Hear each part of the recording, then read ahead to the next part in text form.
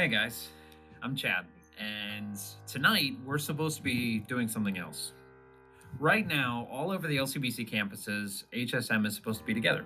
We're supposed to be hanging out, having fun, goofing off, learning about Jesus, and kind of like sorting through life. That's not happening because it seems like the entire world just shut down. This coronavirus thing, which I still don't understand everything there is to know about it.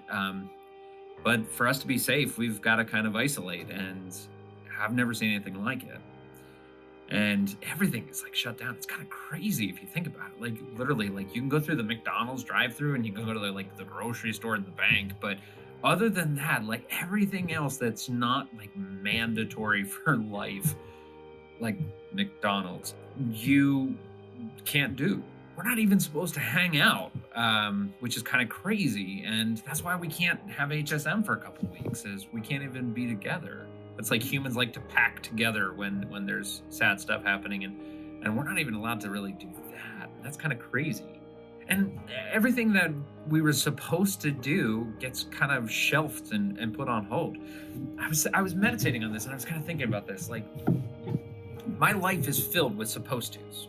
So I stopped by my office today to grab a couple things from my desk, and I looked at my whiteboard, and it was filled with the things I'm supposed to do.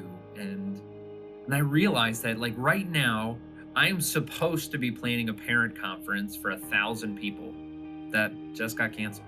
I'm supposed to be preparing for this series that we were launching tonight, and we were going to have some of the most difficult and amazing conversations. That's not happening either.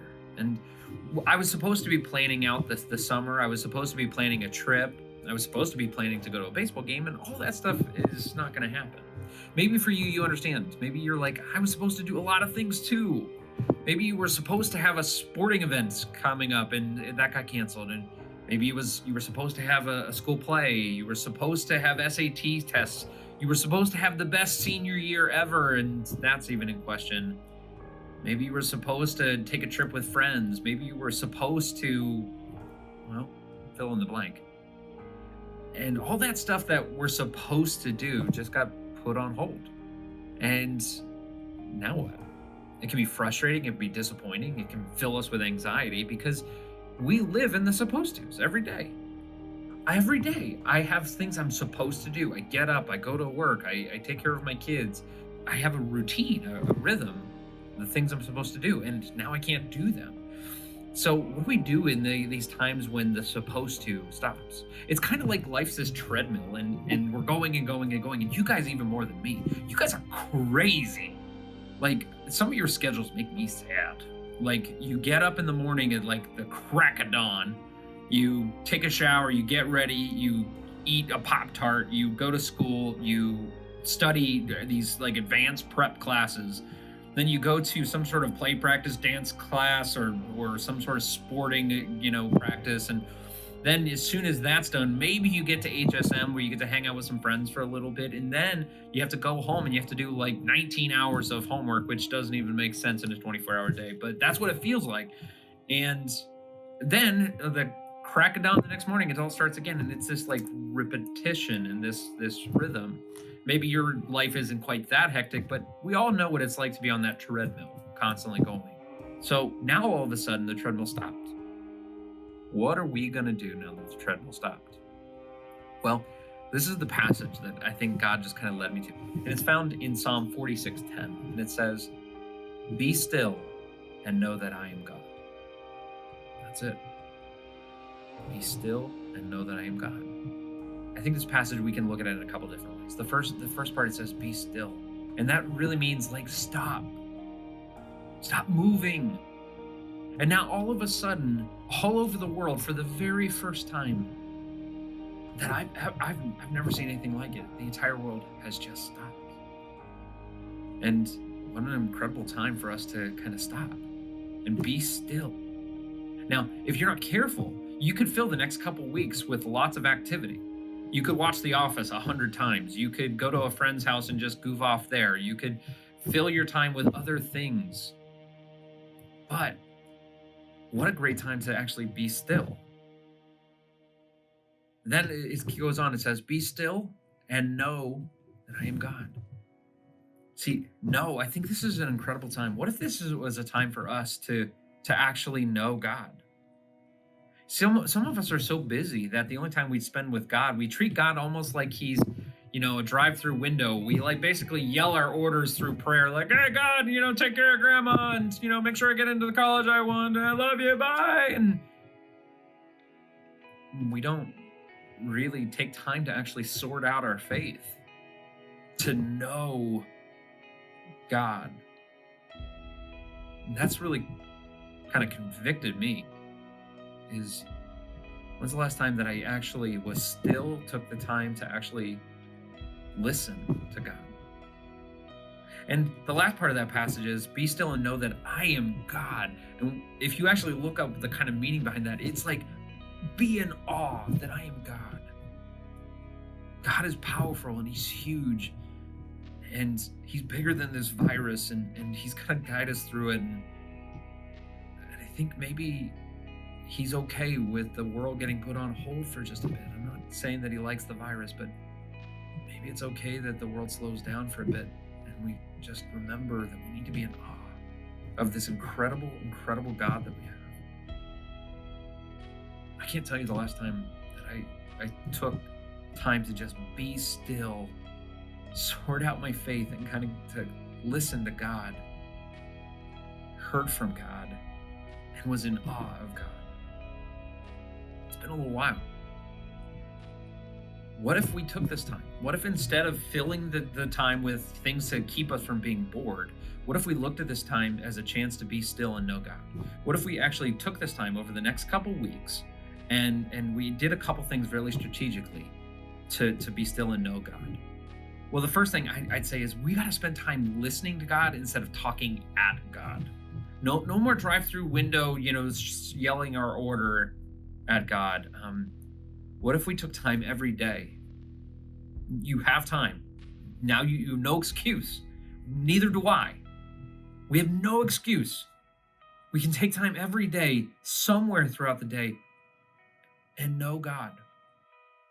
Maybe it's time in God's word, in the Bible. Maybe it's time praying. Maybe it's take a hike and pray, which would be really cool because it's springtime. It's beautiful.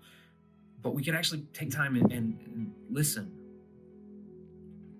and kind of hear God's quiet voice, because I don't think God yells. I think he whispers. So one thing is we can spend time listening to God. The other thing is I think we don't go to church over the next couple of weeks, but we be the church over the next couple of weeks. See, that's the thing about church is it was never meant to be a place that we go to. It was always a people. And you don't need a building to come and meet at to be the church. I think we can talk and encourage each other. I'd recommend talk to your group leader, talk to your campus pastor, talk to your friends. So what we're going to do is every week we're going to put videos online. Every day, basically, we're going to put HSM videos online. That some are going to be funny, some are going to be thought-provoking, some are going to be teaching, some are going to answer questions. But all of these videos are a great chance for you to watch them and engage every day with someone, one of your friends, one of your life group, one of your leaders. Be the church. Talk, encourage, uplift. Maybe one of your friends is kind of anxious about everything. Be the church to them. Be the church by helping each other too and helping others. I went across the road to my elderly neighbors and I gave them a giant bottle of hand sanitizer, which I'm pretty sure was like $1,000 value. And I just said, if you need groceries, let me get them for you, because it is not a good time to go to Weiss Markets right now. It's not a good time to go grocery shopping for them. I said, I'll go do that for you. Be the church, guys. Because eventually, the treadmill will start running again. And life will get back to normal. It will. Take heart. It will. I know it will. But all that will remain is, what did we do with that time when the treadmill stopped? Are we any further along with our relationship with God? Are we a better human being because of the time that we were able to be still and know God? Totally up to you guys. So I don't know why, but that's what God had for me to kind of share with you guys today. I love you. And I'm so excited to be together physically, in the same room sometime in the future. But at the same time, I'm just excited for the chance that we can continue to be a community together. And maybe we all spend this time being in awe of this amazing God. Let me pray for you guys. God, I pray that you help us to just know you, to be still and know that you are God, the God that created all of the universe, wants to have a quiet conversation with us every day. And for some of us, that's been a long time. So I pray that in this time when we're kind of quarantining and social distancing and all of that stuff, when the treadmill stops and all the supposed to's aren't happening, I pray that you allow us to use this time to grow closer to you, our God. We love you, and I pray that you keep all my brothers and sisters out there safe and watch over them until we can be all together again. We love you, God. Amen. Love you guys, and stay tuned. There's going to be a lot of videos every day. We're going to be posting videos, so stay connected. We're your family. We're the church, and that's not just about a building. All right, bye, guys.